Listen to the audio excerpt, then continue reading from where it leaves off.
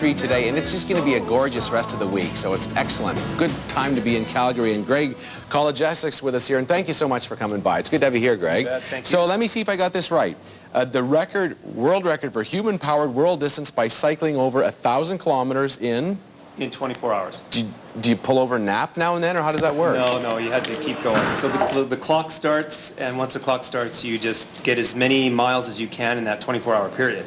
But see, this is the human-powered vehicle 24-hour distance record, so there are no rules regarding what your bike can be like. So we created this really cool carbon fiber bullet bike. Yeah. Like really very, very efficient. Now, here, explain to us, you have a video with us here, and I'm just going to look at your mic for a sec. Just tell us a bit about this bike while you're talking about it. Yeah, it's the bike is made of carbon fiber, and it's got a fairing shell that we designed in a virtual wind tunnel software for high efficiency. So the average, I'll give you an example, average intensity on your mountain bike that might take you to something like 15 to 20 kilometers per hour, I can do 40 to 45 kilometers per hour. Really? So my average cruising speed during the record attempt was about 50 kilometers per hour.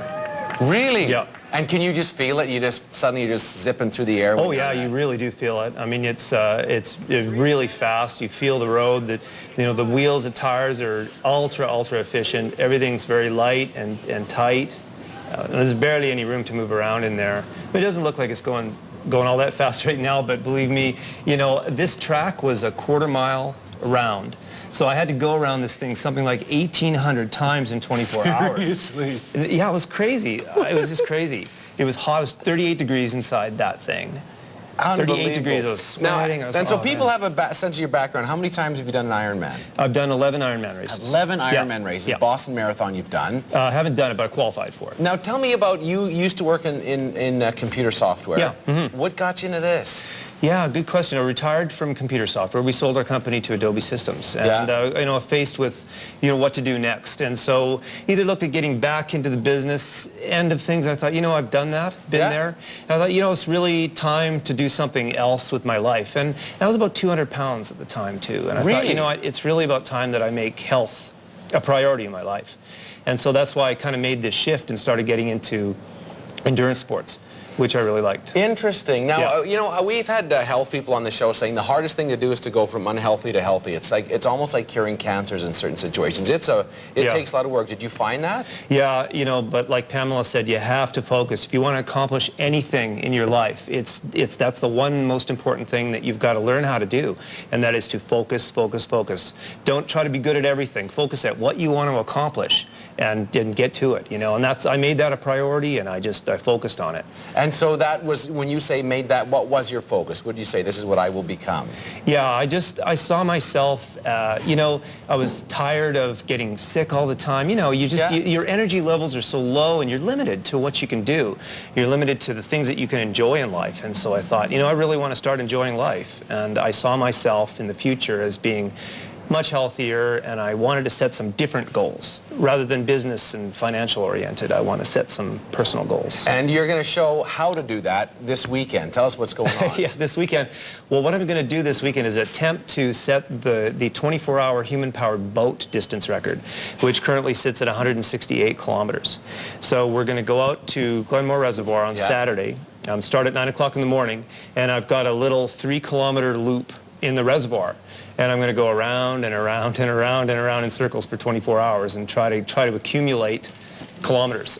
How? Now, okay, I can understand even 8 hours, or even 10, I could say, all right, I'd be dead. Yeah, but what do you do at hour 17, 18 when you're falling asleep? That's the hardest part. The hardest part is right around there, 15, 16 hours, because you've done 16 hours, but you still know you've got so much more to do. Yeah. You can't think about that. You cannot let your mind go to how much you still have left to go. You can't do that. And how do you stay awake? Just coffee? That's not a problem. Like, I thought that would be during the 24-hour road record. I thought that staying awake would be an issue. But when you're active like that, you've got adrenaline flowing, and you don't get sleepy tired. You get fatigued. You exhausted. You get tired. Aches and pains start creeping in, discomfort from sitting in the same place. Well, and tell us, so is this the boat you're going to be using? That's the boat, yeah. Tell us a bit about it. Well, it's based on a tandem kayak, and it's got a recumbent seat in it, and we put pedals and a propeller through it. So a drive leg through it. It's a bit more efficient than a paddled kayak because more of my energy is going directly to providing forward propulsion through the pedals and through the prop. And this will be you, rain or shine. You'll be there on Saturday. Yeah, hopefully shine. Yeah, well, and it's supposed to be, right? So. Yeah, you never know though. Yeah. But, yeah, actually, wind would be a bigger issue than precipitation, because if the wind, the waves kick up, I lose efficiency if it gets rough. Right. Tell me a bit about why this is important for you, especially when it comes to young people. You have a message for them. Yeah, I speak at a school, one school a week to grade school kids, and I wanted to show them some of the things that I've done with my life and some of the things that I've accomplished. And my message to them is that you've got to stay healthy and fit when you're young here and make that a habit and make it a priority in your life, because as you get older with the way our society it is now and the sedentary lifestyle that we live, it's really, really tough to stay fit and healthy. 1 in 3 kids is either obese or overweight right now in Canada. 60% of Canadians are overweight, and we as taxpayers spend $5.8 billion a year in direct and indirect cost related to healthcare, related to the obesity epidemic. So this is a really, really serious problem. Yeah. And so my message to the kids is to stay active. I want them to stay active. I want them to have fun with their activities.